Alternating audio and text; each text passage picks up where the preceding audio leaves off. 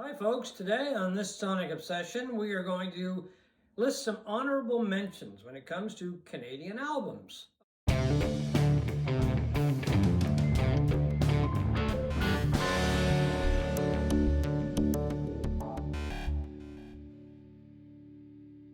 Hi folks, I'm John Whidden and this is my friend Steve McLeod, and today some very short honorable mentions for Canadian albums. Kind of a follow-up to our part 1 and part 2 favorite Canadian albums. These are, as I said, honorable mentions. Steve? All right, my first is Formentera by Metric. This is the most modern band on my list. They're a Toronto electro pop rock outfit that has been making really wonderful, catchy albums for years. This one, Formentera, is among my favorite albums that I've heard this year, especially for its 10-minute long opening song, Doom Scroller.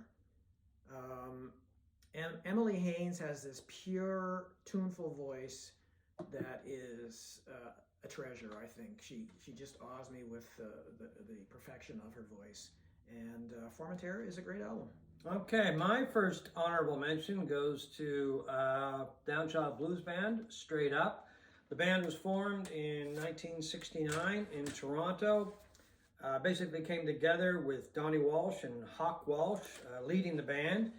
Donnie still plays with the band. They did a number of albums over the years, still tour to this day, the last I heard anyway. I don't think they made a bad album. I just really liked this album. It got a lot of attention because 3 of the tracks on it were used by the Blues Brothers, Dan Aykroyd and John Belushi, in the movie The Blues Brothers, and on their album, Briefcase Full of Blues, I believe it was called. Yeah. Anyway, it got a lot of attention because of that. My second honorable mention is a Canadian classic, The Songs of Leonard Cohen, released in 1967. Cohen was already a recognized poet and novelist in Canada when he left Montreal, his native Montreal, went down to the United States, to New York City, and recorded this incredible album of mostly acoustic folk music. It contains the classics Suzanne, So Long Marianne, and Hey, That's No Way to Say Goodbye.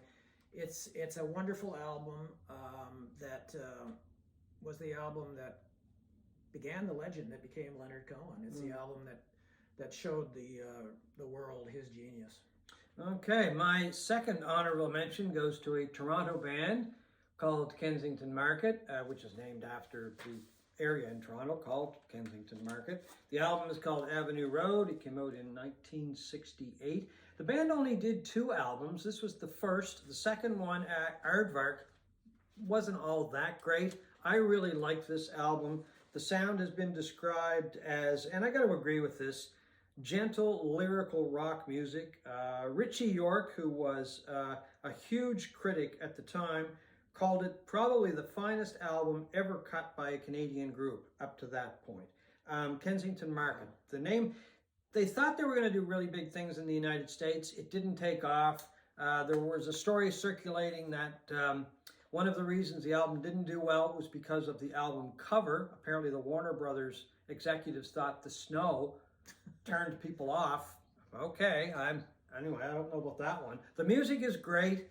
It was produced by Felix Pappalardi, who also produced Cream, and of course was a member of Mountain. Avenue Road by Kensington Market. And I think vinyl originals of that are going for a small fortune. Yeah, I used to have an original on vinyl, but you know, like all good things, or many good things, it went away.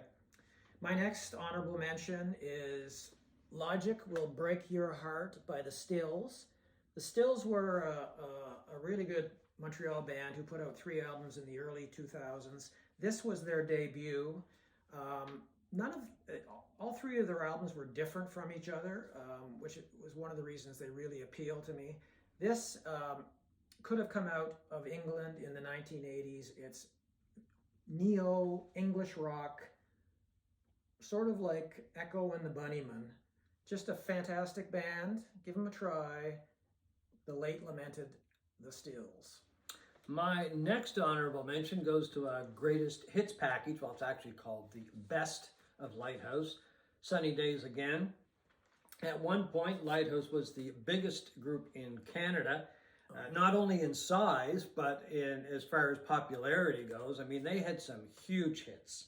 Hats Off to the Stranger, One Fine Morning, Sunny Days, Pretty Lady. The group, I think, hit its peak when Bob McBride was the lead singer. After he left, the band did have a couple of hits, but nothing like when he was with the group. And of course, he gave them a much bigger sound, a bigger presence. But definitely a greatest hits package. Not really a bad track on the album. Saw them in 1972 live. Just a fantastic show when they had the horns. Oh yeah, and it was great. And I'm gonna throw up the name Keith Jollymore again. I've mentioned him a couple of times in our favorite Canadian albums. He was with Lighthouse, and I mentioned him because he's from Halifax, where we are. My next favorite honorable mention is by a Quebec band called Harmonium. This was released in 1975. I am not going to read the actual French title of this because, I'd risk setting off another English language French, crisis. Another language crisis in Canada by butchering their language. In French, it means "we needed a fifth season," and this album is often mentioned.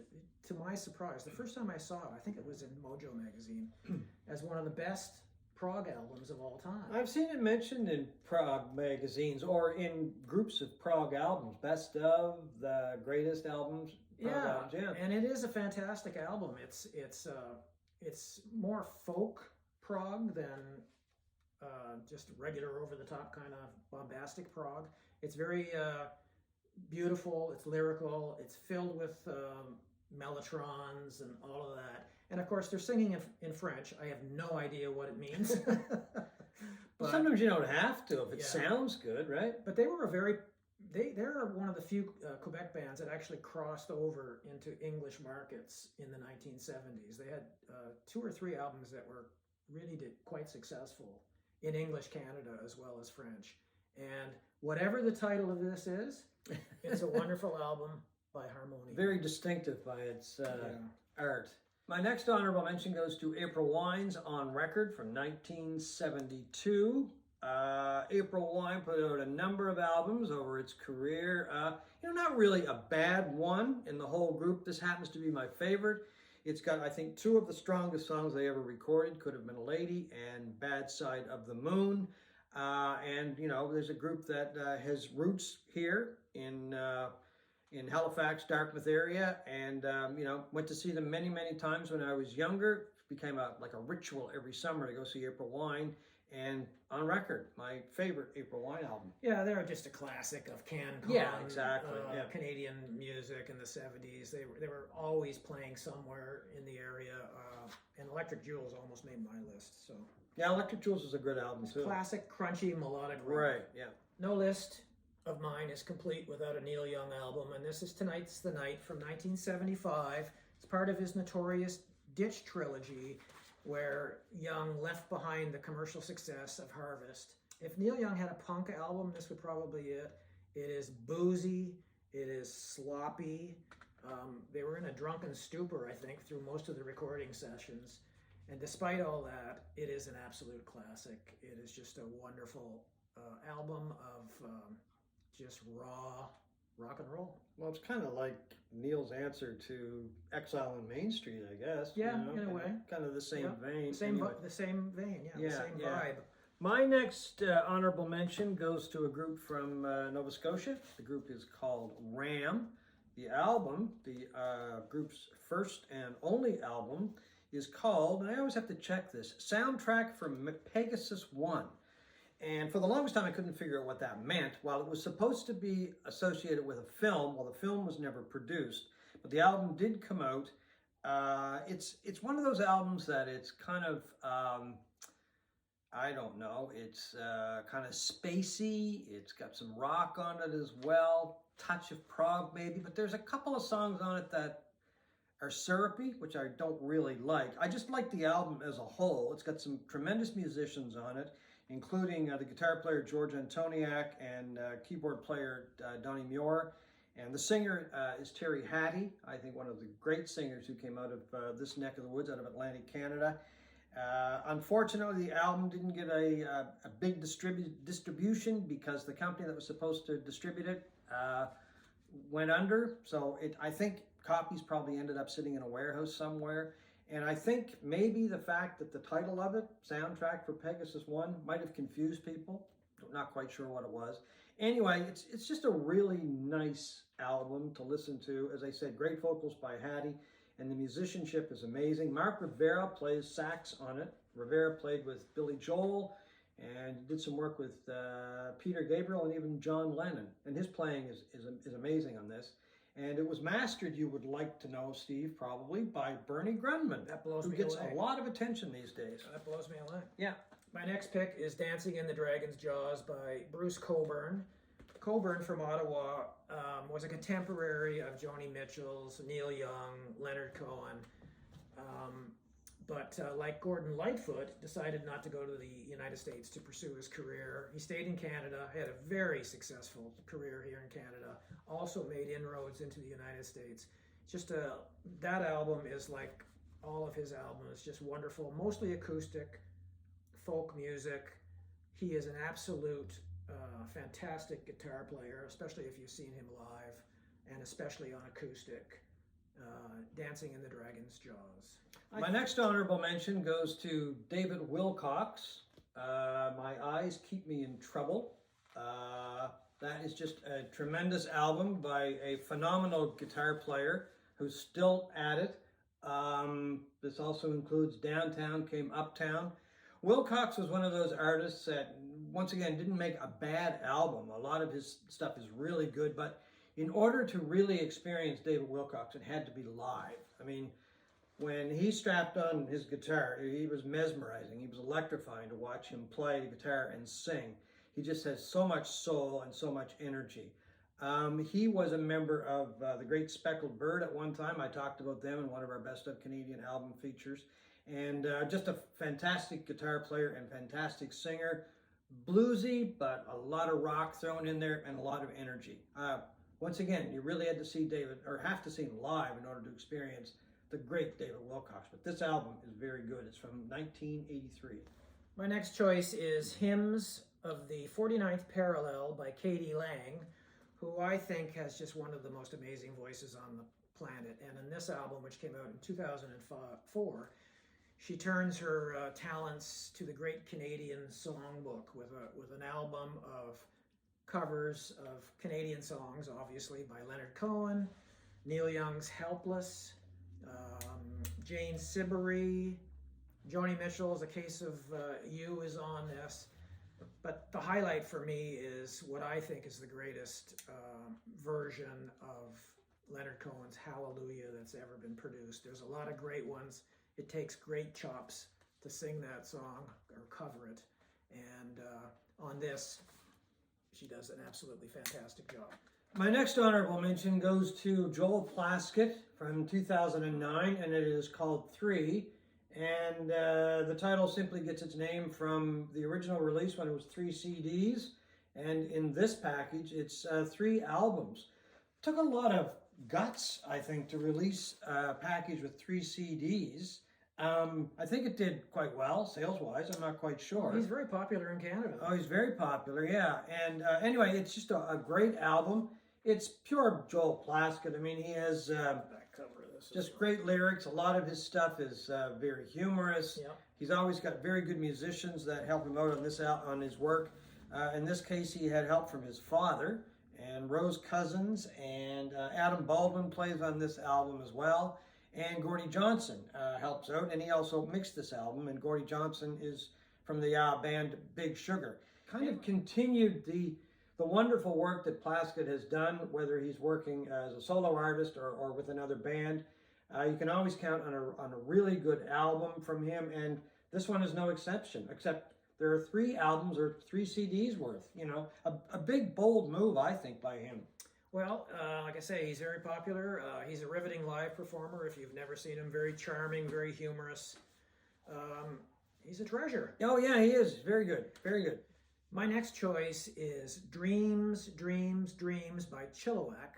Chilliwack is a Vancouver band that began as the Collectors during the heyday of psychedelia in the late 1960s. Switched the name to Chilliwack, which refers to a small community in British Columbia. Their album, this album, Dreams, Dreams, Dreams, sounds like it came out of Southern California in the 1970s. It's really catchy, melodic, soft rock, a la America, I think you had mentioned. Yeah, America. There's a bit of the Beach Boys in there, and dare I say, maybe a bit of Bread, which could could send you off on a rant. So I like Chilliwack. I didn't realize that album was that mellow. It is. It's acoustic. It's soft rock. It reminds you of like Ventura Highway, sort of by America. I can handle that, but like Bread albums, I would have been throwing them out the window. Well, don't be careful now. Or cassettes. Yeah. Okay, my next choice for an honorable mention came out actually last year. It is by Bahamas, who, to the best of our knowledge, still lives down the road. I haven't come across him yet, though. Have you? He's on the road a lot. Oh, okay. Well, yeah, he's doing some shows with Dawes, I believe. Yeah.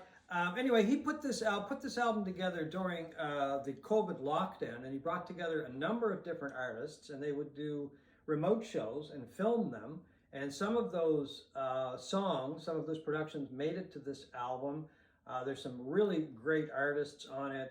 Lucius, the singing duo, is on it. Russ Kumpel, one of the great session drummers, is on this album, as well as Steve Ferrone on drums. There's a couple members of Dawes actually on this album as well. So anyway, he just kind of brought all of these people together. I'm not sure if they were his friends or whatever, but they put these videos together, and then he put out the album. And shortly after this came out, I did see him live. A very good performer.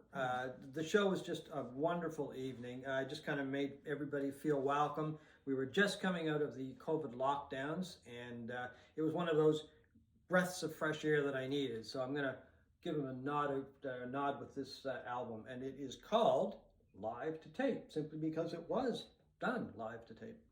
And that ends our honorable mentions of Canadian albums on this Sonic Obsession.